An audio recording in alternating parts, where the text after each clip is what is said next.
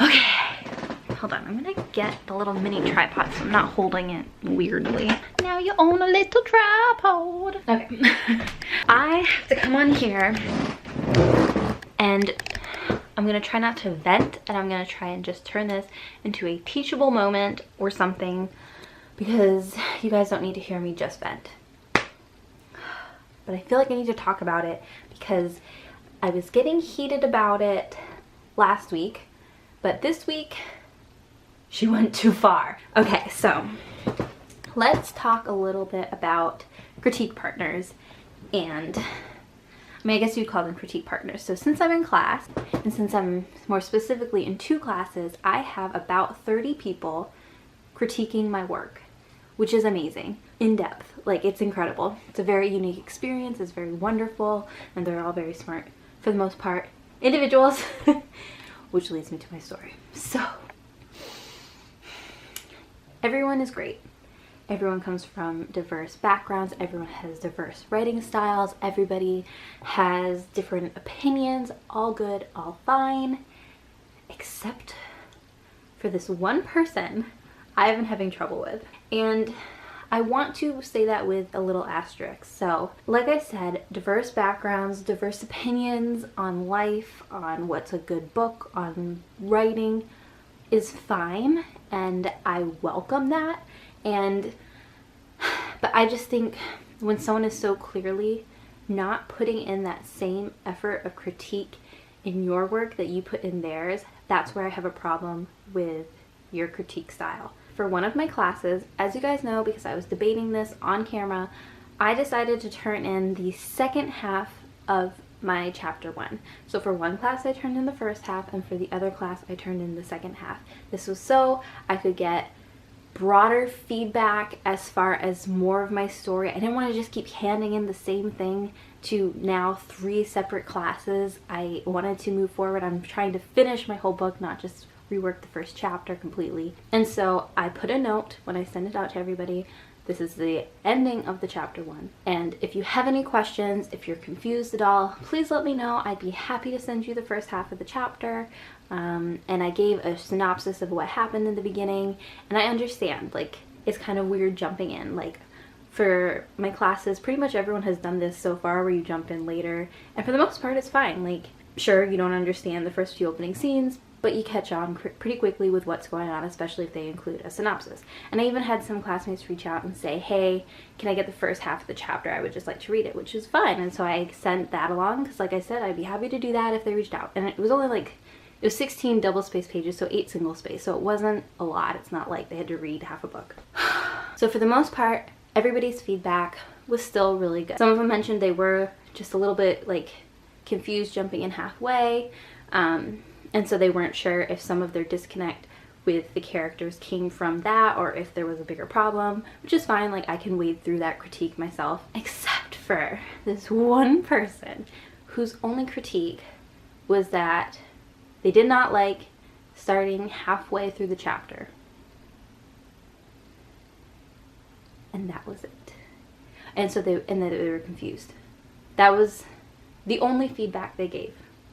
So we are supposed to write 2 detailed pages of critique for the writer, and along with that we are supposed to send back their work, like their 20 pages of work, like marked up with our notes. So it's quite a lot of work per one person, yes, but that's really how both of my classes are, like, that's what it's going. So you get 2 every week.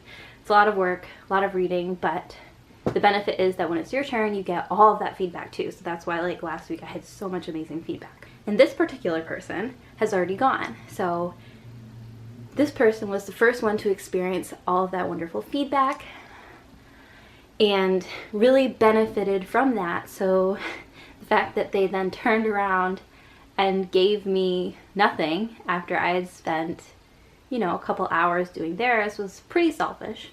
But I took it with a grain of salt. I thought, okay, if somebody cannot comfortably connect with my character at any point in the story, that's feedback in itself. If the second half of my chapter isn't as strong as the first and they just weren't even able to connect, that's feedback. You know, I was able to draw things from that. Someone saying that they were bored and couldn't connect or whatever, like, that kind of critiques things, but it's feedback if you can read between the lines, like, okay, so this person didn't connect, why? Like, even if they didn't tell me why, I at least know that there's a problem. So I took it with a grain of salt. The fact that she didn't have much to say said something in itself, and so I took it in stride. It was still a little annoying because she didn't actually critique anything in the chapter itself. So this week, one of the people presenting is a sweetheart. She's so nice. She leaves amazing feedback.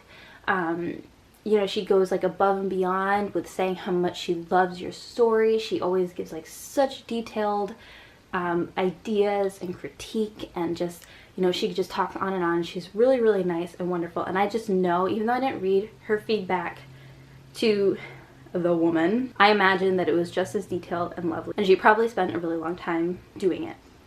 You can tell the story's not gonna have a good ending.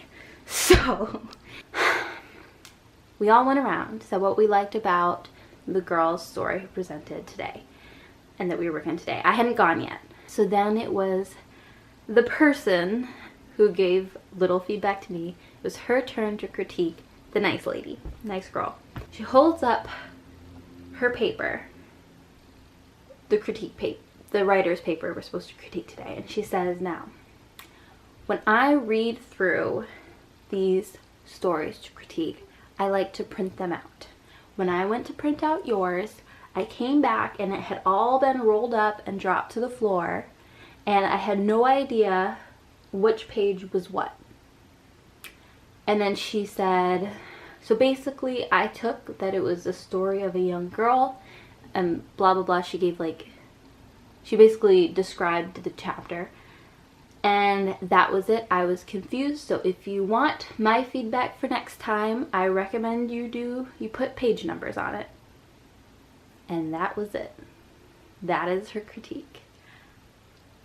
And everyone in the class was just like, like normally I like to, because you know, we're on video conference and usually we're on mute. And so I like to be very like, you know, have my expressions on my face, be very expressive and nod along when people are talking so that they know I'm listening. But when this person was talking, I was just like, I think I didn't even have my mouth, I just had like a blank expression because I was just like, oh my god. And you can tell my professor was not impressed. Like, her feedback was basically that it was your fault that I messed up printing. Like, it was weird. And the reason I was so heated this time around was because I know for a fact that the writer for this week puts so much time and effort into critiquing this person's work. Like, I know for a fact that she did. And for her to just like come back with that, selfish doesn't even begin to describe it. So teachable moment, so I'm not just ranting. A huge part of the writing community is having critique partners, and it's so important that you aren't just only taking and not giving back. Unless you're paying for someone to critique your work, if you're paying for an editor, or if you're, you know, signing up just for beta readers so they know the arrangement is just that one way. But if you are signing up for a critique, or like in a class where we're all paying for the same benefits and we're all critiquing each other's work, it is so selfish, so entitled, and just rude to not give that same level of feedback and care into helping other writers with their work and only taking it for yourself. Like, you let everyone in the class critique your work, spend hours going over it with a fine-tooth comb, giving you amazing suggestions to help make it even better, and your response to these people is, oh, I was confused, or my printer messed up the pages and I just couldn't be bothered to print it again, or to like, I don't know, figure out what page order it went in. Like, I don't normally get heated for things myself. Like, if somebody wrongs me, or like, you know, I can let that go. But like, when people take advantage of really nice, kind people, and like the way she just said it was so rude, it really bothered me. And as I said, my professor was clearly bothered. Like, this person was supposed to be the last one to critique the writer's work tonight. But after that, she was like, okay, Haley, why don't you give your feedback? So I had to quickly like try and change the mood, and I was just like, oh my god, I loved it so much. Like I really understood what was going on. You know, I tried to like counteract it, but it was just like. So the quickest way to sever ties in the writing community is to be selfish. Like, do not do it. Just don't. Like, it's just rude. Oh my god. Like, I can guarantee you, pretty much guarantee, that when it's this person's turn again, because we each go twice, when it's this person's turn again in the fall, I think everybody's critiques is going to be a lot less detailed. Like, I thought it was just me, and I was like, wow, they must have really hated my work so much that they just, like, completely bombed their critique for me. So, wow, okay, I guess I have trouble connecting with some people. I don't know. But they did it again, and I happen to know for a fact that the writer's story today was fantastic, so it wasn't just me. So I guess that's the plus. Anyway, thank you for letting me get that out of my system. Hopefully I didn't rant too much. I probably did. I just couldn't believe it. It was so rude and crazy and weird, and like, why would they for a second think that that's an excusable reason to not critique someone's work? Like, you messed up and you switched the pages. Like, you couldn't have just reached out and said, hey, do you mind adding the page count to this? Or like, I don't know, doing it yourself. It's not hard. It's kind of like, yeah, with me, like, why didn't you just reach out and say, hey, can you send it to me again? That's all it takes. And the fact that they didn't do that, like, that's not an excuse. That's horrible and lazy. I don't want to end on a sour note though, so I hope you guys had a wonderful writing week and are having a wonderful fall. I was able to wear a sweater again today, so exciting. And I will see you guys in my next video. Thanks for watching. Bye.